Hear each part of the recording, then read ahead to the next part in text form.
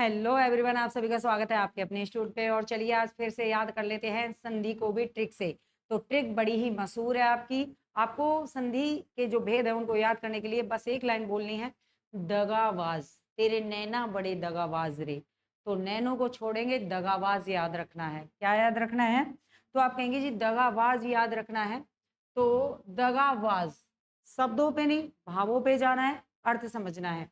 तो आप कहेंगे दा से दीर्घ संधि हो गया, गा से गुण संधि हो गया, वा से वृद्धि संधि हो गया, आ से अयादि संधि हो गया, और जा का बनाएंगे या यण संधि हो गया। समझ गए बात को? इसी तरह आपको ये याद भी करनी है।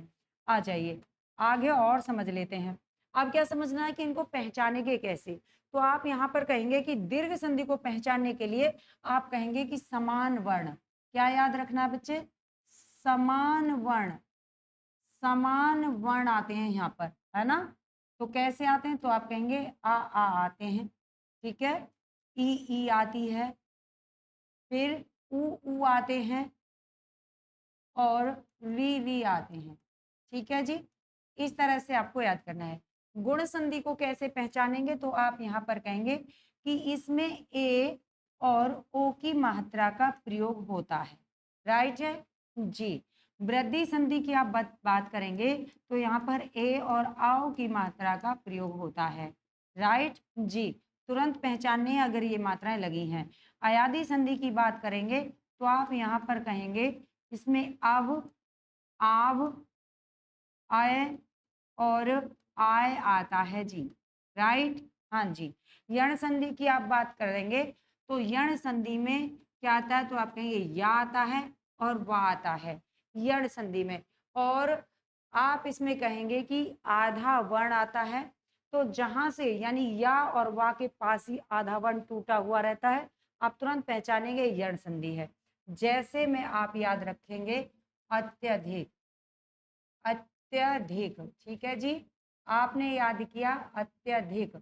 अब देखिए या है, या के पास ही टूटा हुआ है ना, ता, ये रहा। तो आप कहेंगे जी बिल्कुल कौन सी संधि है? यण संधि है। अयादी संधि में शब्दों को याद करिए आप, जिनमें आप कहेंगे पवन होता है ना, पावन होता है, ठीक है। और आगे बात करें दूसरा आ जाता है तो नयन होता है, नयन होता है, और नायक होता है, ठीक है जी। तो इसमें आपकी ए की मात्रा लगती है ना, छोटे ए, ओ और औ की मात्राएं लगती हैं। इनको आप याद रखेंगे। आ जाइए यहाँ पे आपकी बात करें वृद्धि संधि की, तो वृद्धि में ए और औ की मात्रा लगती है, जिसमें आप कह सकते हो कुछ शब्द होते हैं जैसे एकाएक, ठीक है जी। जैसे सदैव, सदैव, ठीक है। गुण संधि में आप याद रखिए जैसे रमेश, जैसे परोपकार, परोपकार, ठीक है जी। दीर्घ संधि में आप याद रखिए जैसे विद्यालय, विद्या प्लस में आलय, विद्यालय। इस तरह से आप अपने इन चीजों को याद कर सकते हैं। कोई दिक्कत हो तो आप बताइएगा, ठीक है। जैसे पवन है तो पवन में आप क्या याद करेंगे? तो आपका आ जाएगा पवन के लिए ओ प्लस में अन, ठीक है।